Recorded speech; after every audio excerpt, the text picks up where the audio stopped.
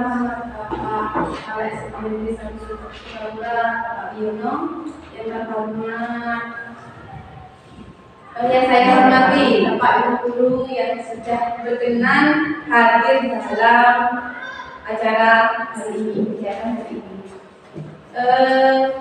Hari ini saya akan memberikan penyebaran pemahaman tentang budaya positif.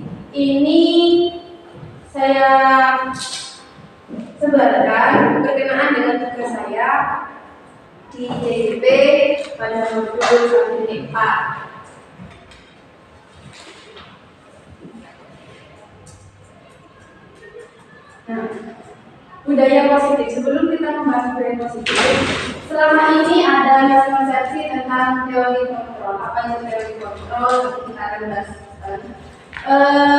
Selama ini itu ada sebuah gambar yang menggambarkan bahwa guru itu mengontrol murid. Kemudian semua penguatan positif itu dianggap efektif dan bermanfaat. Penguatan positif di sini yang dimaksud misalkan, jadi semuanya itu salah satunya penghargaan. Jadi kita merasa dengan cara memberikan penghargaan kepada anak-anak itu bagus, padahal ada beberapa hal yang akan membuat penyimpangan di situ. Kemudian yang ketiga, bahwa kritik dan membuat rasa bersalah mampu menguatkan karakter. Keempat, bahwa orang dewasa berhak memaksa. Ini miskonsepsi tentang teori kontrol. Nanti kita akan bahas di belakang. Nah,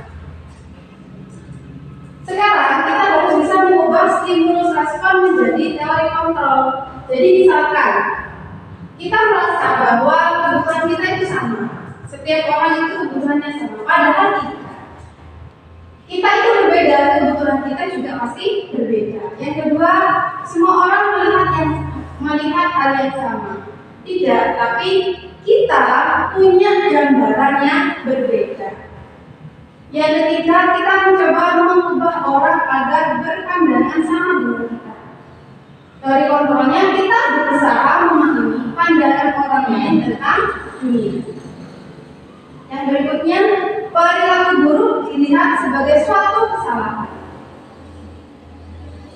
Tapi semua perilaku pasti memiliki tujuan. Kenapa hal itu dilakukan? Pasti ada alasannya, ada tujuannya. Jadi tidak hanya ini salah, ini perilaku salah, tidak. Tapi kenapa itu bisa hal itu bisa terjadi? Kemudian orang lain bisa mengontrol saya. Hanya Anda yang bisa mengontrol diri Anda. Jadi orang lain tidak bisa mengontrol kita sendiri. Kita lah yang bisa mengontrol kita sendiri. Jadi orang lain tidak bisa mengontrol apa yang akan kita lakukan, karena kita sendiri yang harus bisa mengontrol diri. Kemudian sama halnya kalau kita yang hanya bisa mengontrol diri, berarti kita juga tidak bisa mengontrol orang lain. Kemudian pemaksaan ada pada saat bukan gagal. Kita bisa berubah menjadi kolaborasi dan konsensus menciptakan pilihan baru. Kemudian model berpikir menang kalah. Jadi di sini kita harus berubah menjadi model berpikir menang-menang. Misalkan pada murid, tidak ada muridnya itu ini kamu salah, saya benar. Tapi tidak. Kita harus membenarkan apa yang harus dilakukan murid. Kita juga bisa membenarkan apa yang kita lakukan nanti.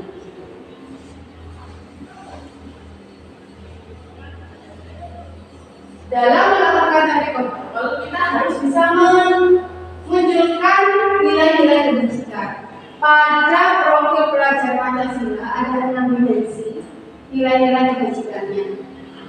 Di situ sudah ada beriman tetap, berkata Maha Esa, mulia, mandiri, bernama kritis, berkebinekaan global, bergotong royong dan kreatif. Tapi secara umum di situ ada beberapa nilai-nilai kebajikan yang mungkin bisa kita munculkan pada anak kita nanti. Misalkan rajin, kemudian kreatif, baik hati, bijaksana, dan lain-lain. Tapi nggak harus dalam satu pertemuan semua tidak, tapi kita bisa bertahap mana dulu yang akan kita munculkan nilai-nilai kebajikannya.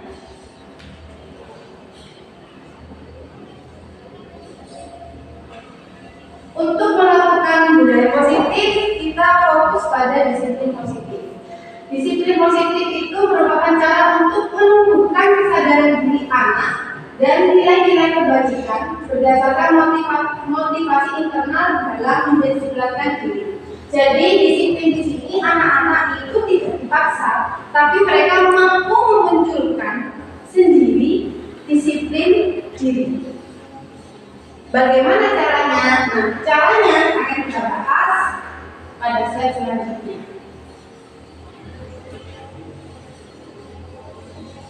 Ini adalah 5 kebutuhan dasar manusia. Ada 5 kebutuhan dasar manusia. Kebutuhan dasar manusia bukan hanya pada guru, tapi juga pada murid. Bertahan hidup, makanan, pakaian, tempat tinggal, kesehatan, keamanan. Kemudian ada kasih sayang dan rasa diterima. Jadi murid-murid kita itu ketika di sekolah juga harus bisa merasakan kasih sayang dan rasa diterima pada lingkungannya. Berbagi, kerjasama, menjadi bagian dalam kelompok. Kalau misalkan pengalaman saya, ini yang agak susah ya, karena kadang ketika kita membuat kelompok, kita itu biasanya anak-anak maunya kelompok sama itu saja. Kadang ada anak yang tidak memiliki kelompok, ketika disuruh masuk ke sana, tidak mau. Nah, bagaimana caranya nanti kita sebagai guru? Kemudian penguasaan, harga diri, keinginan untuk dianggap pemimpin, berprestasi, diakui dan dibina. Jadi ketika ada anak mau mencoba, Bu saya bisa, ternyata di situ ada kesalahan. Tidak baik jika kita bilang kamu salah, tapi kita malah menguatkan ini sudah bagus. Tetapi ketika ini kita ubah akan menjadi lebih bagus. Jadi anak-anak itu merasa oh saya bisa sebenarnya, cuma belum sempurna saja. Kemudian kebebasan. Kebebasan di sini misalkan mencoba hal yang baru. Ketika anak-anak di dalam kelas pelajarannya di kelas saja, mereka akan bosan. Kebebasannya mungkin kita bisa melakukan pembelajaran di luar, di mana gitu. Jadi ada suasana baru pada anak-anak ketika pembelajaran. Kemudian yang kelima adalah kesenangan. Di sini ada humor, antusiasme, dan tertawa. Pastinya kalau di dalam kelas kalau tidak ada permainan atau humor atau antusias anak-anak, pembelajaran juga akan biasa saja, tidak akan mendapatkan hasil yang maksimal.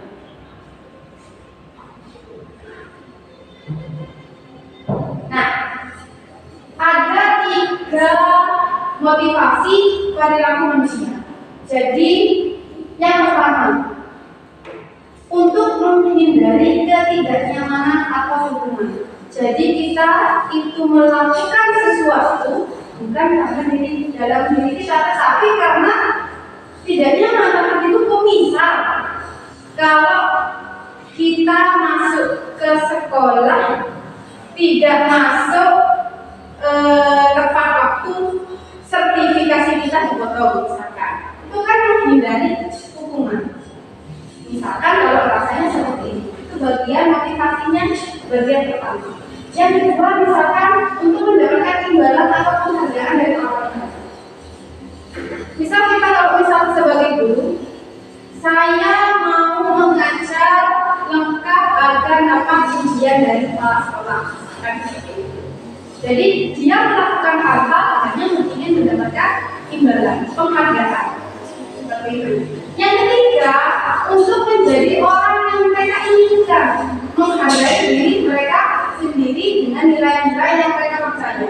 Jadi kita datang misalkan seperti tadi, kita datang tepat waktu, kita mengajar dengan sebaik mungkin, itu karena dalam diri kita sendiri kita percaya kita memiliki nilai-nilai yang bisa menunjukkan kita sebagai guru. Jadi bukan karena satu diriku atau karena akan mendapatkan imbalan atau penghargaan.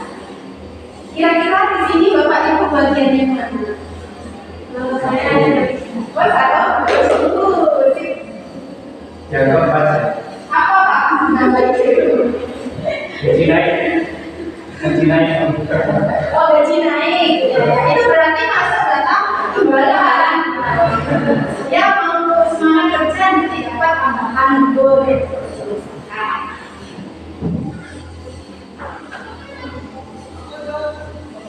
Nah, posisi kontrol guru. Sebenarnya saya pengen ada apa di sini. Di sini itu ada posisi kontrol guru. Yang pertama menghukum. Penghukum ini tidak hanya hukuman fisik, tapi juga hukuman verbal. Misal, saya kasih contoh setiap bagiannya. Ada anak yang hari ini misalkan tidak lengkap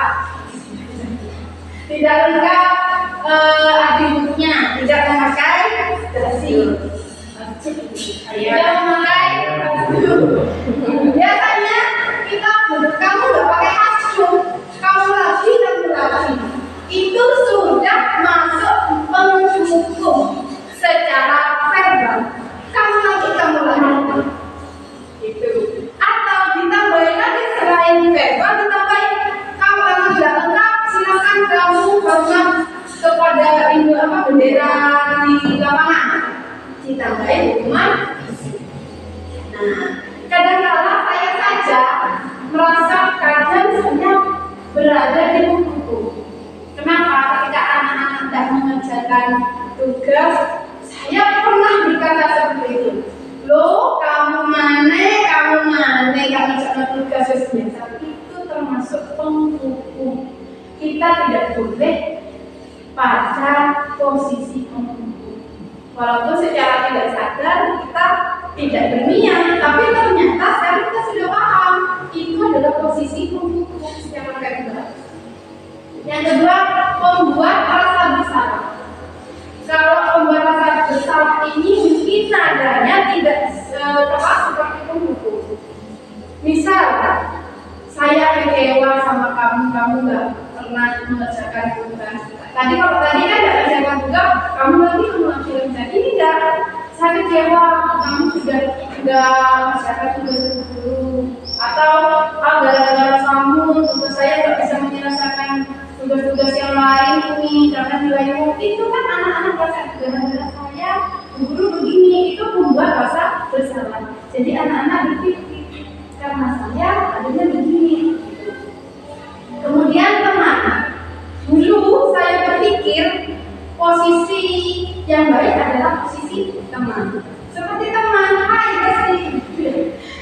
Itu ternyata tidak sepenuhnya bagus. Walaupun ada bagian-bagian tertentu yang bagus, tapi tidak baik. Misalkan tidak mengerjakan tugas, tetap fokus ke tidak mengerjakan tugas ini. Ayolah, bisa mulai. Engkau nanti bulan dimarahi kepala sekolah. Kan ayo bantu saya. Itu kan seperti teman. Tapi di situ mereka akan mengerjakan tugas ketika hanya diajak sama temannya. Tidak karena saya harus mengerjakan ini, tidak karena diajak oleh temannya, walaupun itu temannya sebagai guru. Kemudian pemantau. Biasanya pemantau ini lebih melihat kepada peraturan sekolah. Misal, tidak mengerjakan tugas. Ayo tidak mengerjakan tugas. Tahu peraturannya kalau tidak mengerjakan tugas, ini Bu, ini. Berarti ayo harus mengerjakan tugas ya, dia tidak dapat sanksi. Iya Bu, sudah cukup sampai sini. Kita jadi hanya kita melihat apakah anak sudah sesuai dengan peraturan sekolah. Sebenarnya pemantau ini bagus, tetapi bedanya pada manajer. Kalau pemantau itu yang memberikan solusi adalah gurunya, kalau manajer kita yang memanage agar anak mampu memberikan solusi pada dirinya sendiri. Jadi solusinya bukan dari guru, tapi dari mereka sendiri. Jadi tanyakan dulu alasannya kenapa kamu tidak mengerjakan tugas. Oh begini. Kira-kira apa yang harus kamu lakukan? Jadi memacu mereka bagaimana caranya agar oh berarti saya harus mengerjakannya Bu. Betul. Berarti saya harus begini ya Bu. Benar. Posisi ini yang perlu kita tingkatkan dan saya pun harus tingkatkan. Nah, posisi ideal itu adalah manajer. Jadi posisi di mana guru berbuat sesuatu bersama murid, mempersilakan murid mempertanggungjawabkan perilakunya, mendukung murid agar dapat menemukan solusi atas permasalahannya sendiri.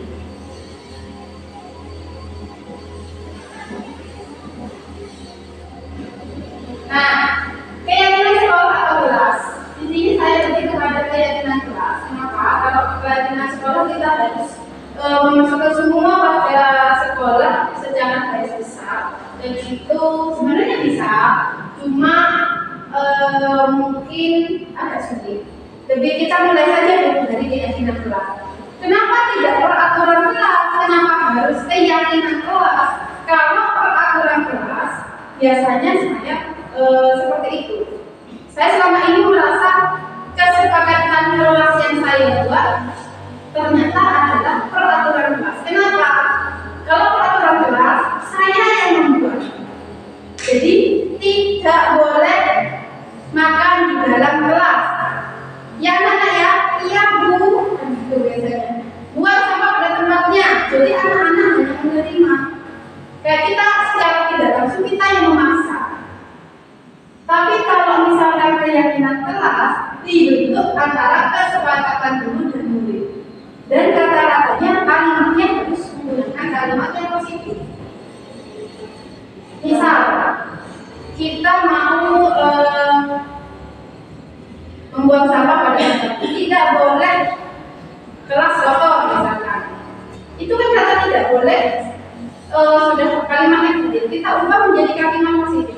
Membuang sampah pada tempatnya, atau tidak boleh makan di dalam kelas. Makanlah ketika makan di luar ruangan, misalkan. Jadi ada kalimat-kalimat positif. Kemudian ketika menyampaikan kesepakatan ini diusahakan itu bukan kita yang menentukan. Jadi kita hanya memberikan pemantik saja, tapi mereka yang menyampaikan pendapatnya. Misalkan kelas yang bersih. Anak-anak kira-kira kalau kelasnya kotor sebenarnya enggak Bu. Jadi gimana? Mau kelas yang bersih? Ya sudah, berarti kelas menciptakan kelas yang bersih. Jadi kita memantik agar anak-anak mampu menyampaikan pendapatnya. Kemudian ini sebenarnya ada satu lagi, ada hukuman, ada konsekuensi, ada restitusi. Kalau hukuman tadi sudah saya itu, kemudian konsekuensi. Kalau hukuman itu kita sebagai guru menghukum murid. Kemudian kalau konsekuensi bisa jadi apakah sama dengan murid. Sebelum saya resmikan, coba Pak Ibu kira-kira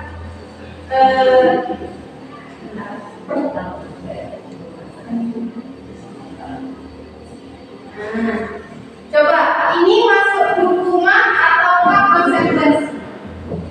Lari dari lapangan basket 2 kali karena terlambat hadir di sekolah. Hukuman, begitu hukuman kita klik ya. Betul, hukuman. Nanti kita bisa menyimpulkan apa perbedaan hukuman dan konsekuensi. Membersihkan coretan yang dibuatnya di meja tulis. Sanksi, Pak. Betul. Murid diminta untuk push up 15 kali kalau tidak menggunakan masker. Kalau konsekuensi ada hukuman? Hukuman? Ternyata hukuman. Menunjukkan kertas tugas rumah yang telah dicoret-coret. Sanksi. Apa hukuman? Sanksi.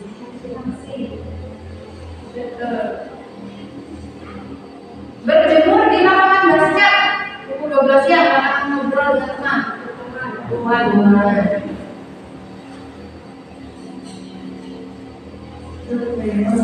Murid diminta bertelanjang kaki sepanjang hari karena tidak menggunakan sepatu warna hitam sesuai peraturan sekolah.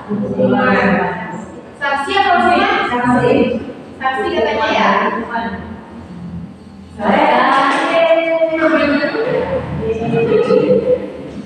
Berdiri di depan kelas sambil mengangkat satu kaki. Kalau jelasan jawabannya.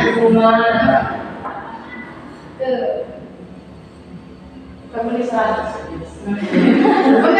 bukan air di meja tulis karena tersenggol pada saat belajar. Konsentrasi. Iya, konsentrasi.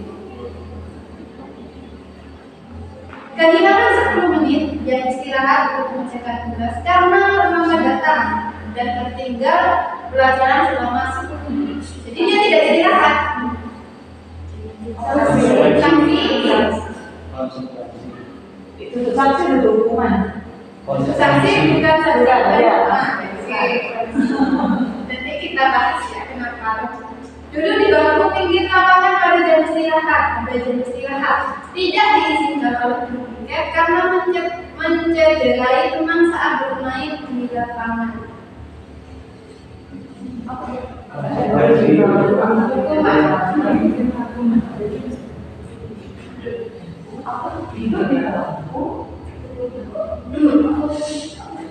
Duduk di bangku di pinggir lapangan. Sanksi dan diizinkan bermain. Bukan sanksi, bukan hukuman. Bersanksi bukan hukuman, jadi sanksi. Ini sama seperti tadi ya, berarti apa harus?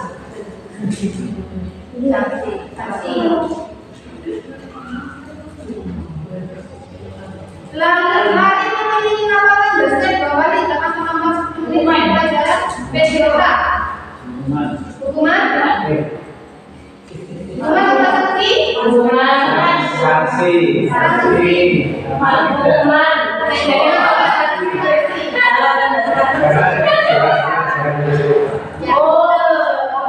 Jadi misalkan saya tidak memberikan hal seperti itu kan tidak ada hubungannya dengan pelajaran saya. Berarti itu hukuman. Tapi kalau ada PJOK, mungkin sudah ada kesepakatan di awal kalau terlambat di lapangan itu boleh. Membersihkan WC sekolah saat mengatakan bersih kawannya ini sebenarnya kita lakukan yang lain. Kita melakukan bersihkan WC ini yang harus dilakukan di sekolah. Kira-kira itu masuk hukuman atau konsekuensi? Hukuman.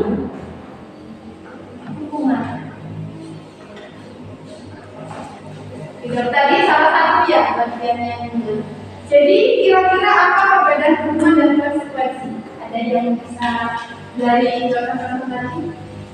Hukuman adalah sesuatu atau akibat dari apa yang kita lakukan. Konsekuensi itu adalah sesuatu yang kita lakukan tapi sudah sudah kita bersama. Oke, ada yang lain?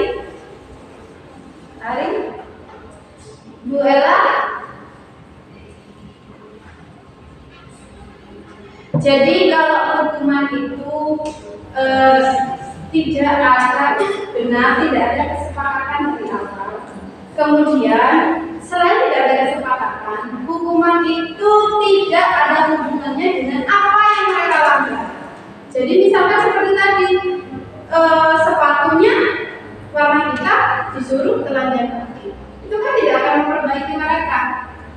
Kemudian ada lagi disuruh bersihkan WC karena pensil temannya dipatahkan. Apa hubungannya mematahkan WC dengan memakai WC? Membersihkan WC. Nah, tapi kalau misalkan konsekuensi selain adanya kesepakatan di awal, itu ada hubungannya dengan apa yang mereka lakukan. Misalkan tadi melupakan air, mereka melupakan air untuk memperbaiki kesalahannya bagaimana? Untuk membersihkan airnya agar bersih kembali, bukan malah membersihkan WC.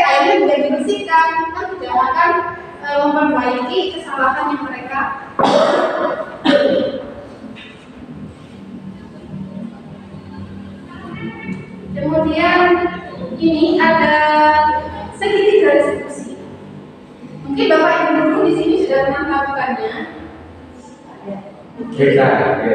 Ya, jadi ketika ada satu masalah, kita itu tidak boleh langsung menjudge anak-anak salah, tapi kita harus memberikan sebuah tahapan agar mereka tidak mengulanginya lagi. Kemudian mereka sadar diri tentang apa yang sudah mereka lakukan. Karena kesalahan yang mereka buat itu pasti ada alasannya. Tujuan mereka melakukan itu kenapa? Misalkan teman-teman ada anak-anak yang rame gitu, rame duduk kami kok dari tadi kok ibu lihat kemana sana sini terus duduk saja, ayo kerjakan. Bukan juga tidak boleh. Berarti kita harus tahu kenapa dia berlari-lari.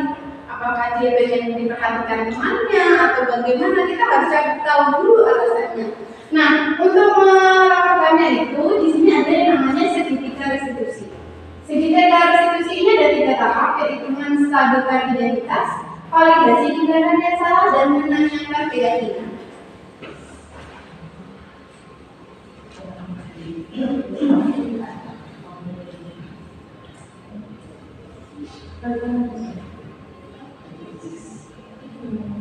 Menstabilkan identitas. Jadi di sini misalkan kata-katanya awalnya kita itu menstabilkan anak-anak dulu. Kalau kita langsung anak-anak itu diberikan kamu salah, maka anak-anak akan semakin mengkubu-kubu. Enggak kan gitu. Tapi kita redamkan dulu dengan cara menstabilkan identitas.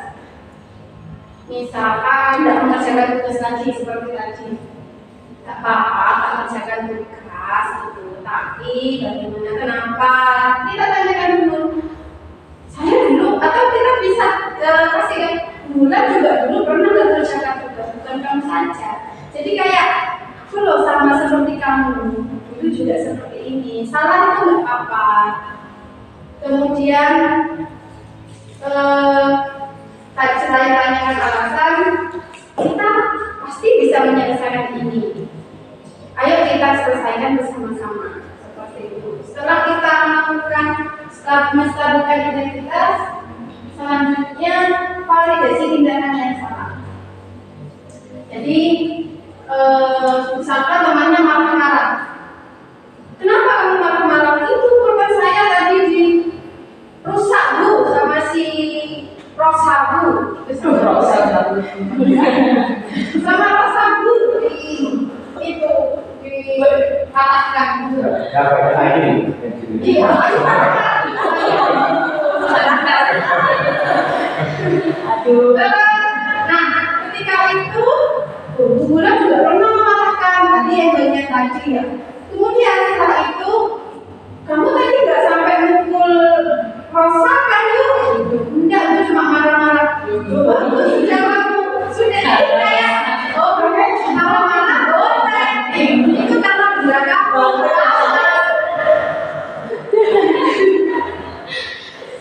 Kamu boleh mempertahankan apa yang sudah kamu miliki. Tidak sampai memukul itu sudah bagus gitu. Kenapa kamu melakukan ini? Kenapa marah habisnya begini? Jadi berdasarkan kemudian kamu sebenarnya salah, tapi kesalahan kamu itu tidak jauh lebih buruk lagi. Sudah bagus, sudah bisa menahan sampai marah saja, tidak sampai memukul.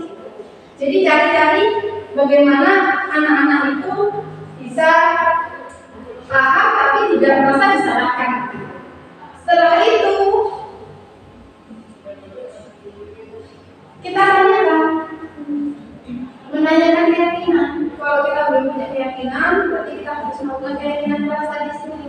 Kalau tidak, kita tanya, kira-kira apa yang sudah kamu lakukan tentang keyakinan keras kita. Kita sebelumnya sudah memberikan keyakinan keras. Misalkan saling menyayangi, jadi mereka bisa menjawab sendiri. Oh, berarti kan tadi marah-marah saling menyayangi cuma tidak Bu. Berarti harus bagaimana saling menyayangi, saling menghormati. Itu kan sudah ada adanya. Kemudian selain itu di sini bagian keyakinan kelas ini tidak tidak hanya menanyakan keyakinan, tapi bagaimana kira-kira, kita harus menanyakan bagaimana kira-kira nanti untuk menyelesaikan ini kamu harus apa? Saya harus minta maaf kepada Rosa, misalkan tadi. Kalau misalkan anak tidak bisa berbuat begitu, kita sebagai guru harus bisa membuat anak-anak memunculkan ide. Tadi Rosa sedih gak? Sedih Bu. Berarti apa yang harus kamu lakukan biar Rosa tidak sedih? Kan begitu. Berarti saya harus minta maaf sama Rosa ya Bu. Iya.